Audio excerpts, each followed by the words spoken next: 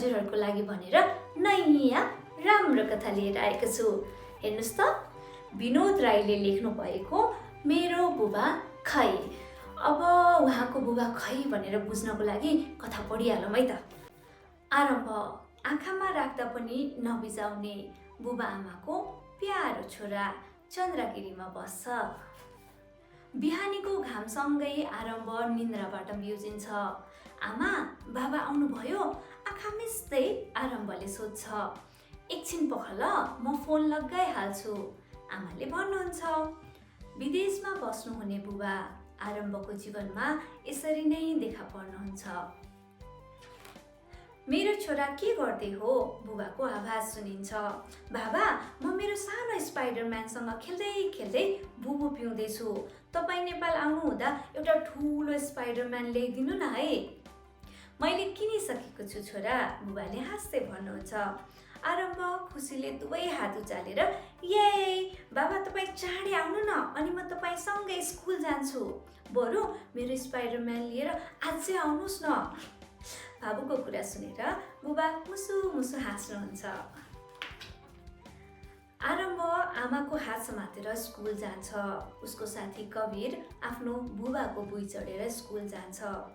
आरम्भ कवीरलाई हेर्दै, मेरो बाबा आउनु भएपछि म पनि उहाँको बुई चढेर स्कुल जानेछु। उता बुबा भवन बनाउने काममा हुनुहुन्छ। तातो घाम, टङ्ग्र्याङ टुङ्ग्रुङ फलामको आवाजहरू सुनिन्छन्। पसिना बग्छ, तर उहाँको मन भने सधैँ घरतिर नै हुन्छ। मेरो पनि यस्तै दिन चाँडै नै आउनेछ। बुबाको मन तरङ्गित हुन्छ। बुबा प्रसन्न नै हुनुहुन्छ, किनकि छोरा राम्रो स्कुलमा पढ्दैछ, खाना लाउन राम्रै पुगिराखेको छ। यही सम्झेर उहाँ अझ धेरै मेहनत गर्दै हुनुहुन्छ। आरम्भले स्कुलमा मेरो परिवार शीर्षकको एउटा चित्र बनाउँछ, तर पापालाई त फोनभित्रै पो राखेछ। आमा जोडले हाँस्दै त्यो चित्र बुबालाई देखाउनुहुन्छ। भिडियोबाट नै बुबा पनि अचम्मित हुँदै हाँस्दै भन्नुहुन्छ, र अब मेरो छोराले मलाई फोन बाहिर चाँडै नै देख्नेछ। राति आमा र आरम्भ आकाशको चन्द्रमा हेर्छन्। आमा, बाबाको ठाउँमा पनि चन्द्रमा छ होला है? छोरालाई सुमसुमाउँदै आमाले भनिन्, हो नि। उता बुबा पनि त्यही छेड चन्द्रमालाई हेर्दै, बिछोड बाध्यता, मिलन सुन्दरता, दुवै परिवारकै लागि। भोलिपल्ट बिहान आरम्भ आफ्नो बुबालाई फोनमा खोज्छ, तर आज बुबा आउनु भएन। खिन्न हुँदै आरम्भले भन्छ, आमा, आज बाबाले मलाई किन फोन नगर्नु भएको? मेरो बाबा खै? आमाले सम्झाउँछिन्, भरे गरिहाल्नुहुन्छ नि, चिन्ता नल्याऊ। आरम्भ फोन हेर्दै बाबा बाबा भन्छ। जाँदा आरम्भको मुख निन्याउरो थियो। बाटोमा कवीरसँग पनि बोलेन।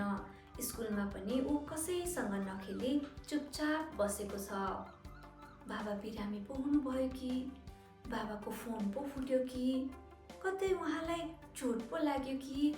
यस्तै यस्तै कुरा सोचेर ऊ दुखी भयो। आमा, बाबासँग बोल्न नपाउँदा मेरो मन एकदमै दुखेको छ। केही गर्न पनि मन लागेको छैन। किन यस्तो भएको? किनकि तिमीहरू एक अर्कासँग सम्बन्धित छौ। बाबाको नजिक हुँदा नै तिमी खुसी हुन्छौ, सबै कुरा गर्न सक्छौ।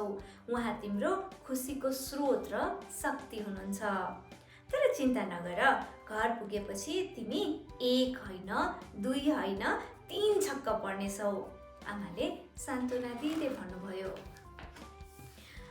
आमा छोरा घर पुग्छन्। घरमा कोही मान्छे स्पाइडरम्यान हातमा लिएर सोफामा बसिराखेको देखेर आरम्भ छक्क पर्छ। आमा, आमा, हाम्रो घरमा को मान्छे आएको? हेर्दा त बाबा बाबा जस्तो पो देखिन्छ। फोनभित्रको बाबा के? शङ्का र उत्साह मिश्रित भावसहित आरम्भ आमासँग लुटपुटिन्छ। आमाले मोबाइलमा भिडियो कल गर्छिन्। स्क्रिनमा देखिन्छ त्यही बुबा, सोफामा बसेको मान्छे। अब आरम्भको अनुहारमा एकाएक चमक आउँछ अनि बाबा, मेरो बाबा भन्दै सोफातिर दौडिन्छ। कसिएर अँगालो मार्छ। बुबा पनि भावुक हुनुहुन्छ। आमा एकदमै खुसी हुन्छन्। बुबा आमा र आरम्भ चन्द्रगिरी घुम्न जान्छन्। सबैजना खुसी छन्। परिवारसँगै रहनु कति रमाइलो हुन्छ। कति सुन्दर कुरा। हेर्दा हेर्दै बाबा जाने दिन पनि आइसक्यो। नजानुस् न बाबा, हिजो मात्रै आउनु भएको जस्तो लाग्छ। यति भन्दै फेरि भेटौँला भन्दै बाबा विदेश जानुहुन्छ। नेपालमा अझै पनि कति धेरै परिवारहरू यस्तै कथामा बाँचिरहनु भएको छ। आरम्भ जस्तै धेरै बालबालिकाहरू छन् जो आफ्नो बुबासँग छुटिनु परेको छ, आफ्नो आमासँग छुटिएर बस्नु परेको छ। र यो वैदेशिक रोजगार भनेको कसैको पनि चोइस या इच्छा या चाहना या रहर होइन। मलाई लाग्छ यो हामी धेरैभन्दा धेरै नेपालीहरूको बाध्यता हो। आजको कथा कस्तो लाग्यो हामीलाई कमेन्ट गर्नुहोला र अरू कथाहरू पनि सुन्नको लागि little kid story like, share र सब्सक्राइब गर्नुहोला।